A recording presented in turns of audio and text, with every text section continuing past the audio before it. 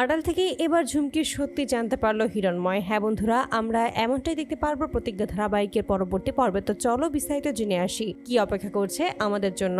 রায়বাড়ি থেকে অপমানিত হয়েই সেখান থেকে চলে আসে ঝুমকি। সে কোনোভাবেই এত বড় একটা অপমান সহ্য করতে পারবে না, আর তার জন্য এবার ঝুটিকে উচিত শিক্ষা দেবে, এমনটাই মনে মনে ভাবতে থাকে ঝুমকি। ঠিক তখনই নিজের বাড়িতে চলে আসে। অপরদিকে হিরণময়কে সমস্ত কিছু জানিয়ে দেয় ওই মোহিনী। ঠিক তখন বলছে কিন্তু এই ব্যাপারে ওর সাথে আমায় কথা বলতে হবে। আসলে সম্পূর্ণ ঘটনা কি ঘটেছিল, ও কেন এরকম একটা কাজ করেছে, এই সমস্ত কিছু আমায় জানতে হবে এবং ওকে সবটা বুঝিয়ে বলতে হবে। এভাবে শুধুমাত্র একজনের আশায় বসে থাকলে তো ওর জীবনটা কেটে যাবে না। তাই সবার প্রথমে আমাদেরকে এটা ওকে বোঝাতে হবে যে অভির জন্য ওর জীবনটা এভাবে থেমে থাকতে পারে না। ওকে নতুন করে সবটা গোছাতে হবে, সাজাতে হবে। আর এতে করে মোহিনী বলছে আপনি একদম ঠিক কথাই বলেছেন দাদা, এবার আমারও মনে হয় এটা করাই সব থেকে ভালো হবে। আর এই সমস্ত শুনেই তখন হিরণময় চলে আসে ঝুমকির সাথে কথা বলতে। তবে সেখানে আসার আগেই দেখতে পাচ্ছি ঝুমকি একা একাই কথা বলছে। ঠিক তখনই সেখানে দাঁড়িয়ে ঝুমকির সমস্ত কথা শোনার চেষ্টা করে। ঠিক তখনই দেখা যায় যে ঝুমকি আসলে বলছে এই সমস্ত কিছু দিয়েই কোনো কাজ হবে না, যেভাবেই হোক ছুটিকে আমার পথ থেকে সরিয়ে ফেলতে হবে। এভাবে যেভাবেই হোক না কেন অভির কাছ থেকে ওকে সরিয়ে ফেলতে হবে, তা না হলে আমি কোনোদিনও ওই বাড়ির বউ হতে পারবো না এবং অভিও আমাকে আর